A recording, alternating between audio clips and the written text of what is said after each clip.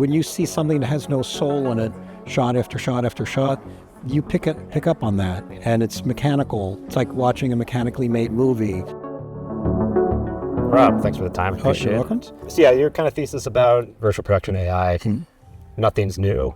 Can you give a quick summary? Like, what do you mean by it? Well, everybody needed something to visualize what they had in their head before they could determine if they liked it or not, if they thought it was good, or I need to share it with you because I want you to produce for me what I have in my brain.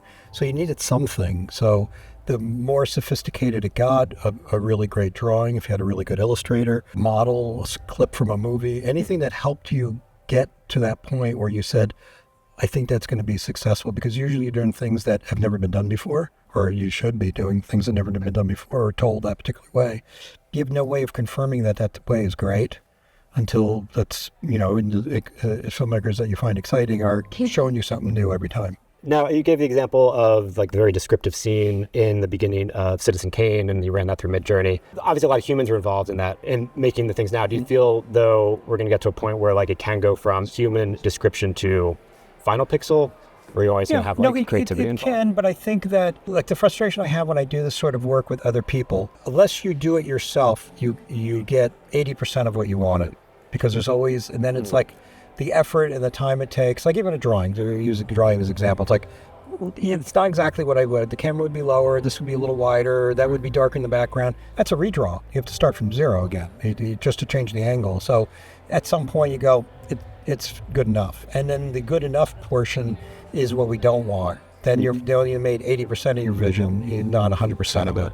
And so right now I don't see the evidence that you can get 100% of what you want the way you want it without the iteration process. Because every time I do it, they're going to fix it to some degree. So I might be wrong, is that every time I say, well, that, I like what you did, a little lower, a little to the left, it's a new drawing. Right. It's like, well, okay, that's... Reimagine the whole thing. Yeah, so I didn't ask you to do that. I just really wanted that. But here, and the same thing with an artist too, if you told them, like, well, exactly what you did, except move it over here and lower, the style would be similar, but it would be different. The line drawing would look different.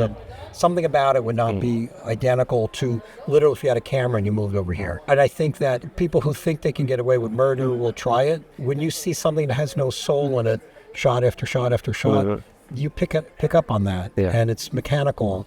It's like watching a mechanically made movie where it's like, oh, I figured out to make perfectly smooth, the computer-generated pans and tilts, and after a while, you're like, something wrong. I don't feel the soul of the audience member who's the cameraman making these artistic choices. Bringing that years of experience to it. And last one, you said you love looking forward. So what are you looking forward to? What are you most excited about? Well, I mean, you always look forward to the creation of the next film. It's not necessarily because you love delving into the technology. You really love delving into the film. And because we're trying to do things that we've never done before. You go to the movies to see something you haven't seen before. Otherwise, you're seeing a retread. So that's, if you're an artist of any description, you don't really want to do a retread or do somebody else's work. I mean, a businessman might want to do that, and we've seen plenty of that and don't like it most of the time. So, but an artist wants, it's like, I want to tell Romeo and Juliet, but I want to tell them like this.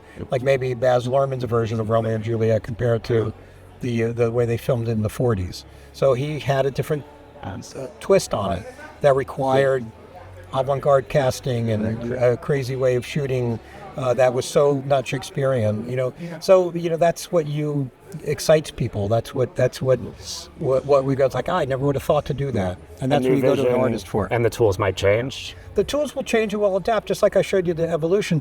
The thought process was exactly the same in all of them. The verbal description from Citizen Kane, that was actually already filmed, described in detail, and then you see that.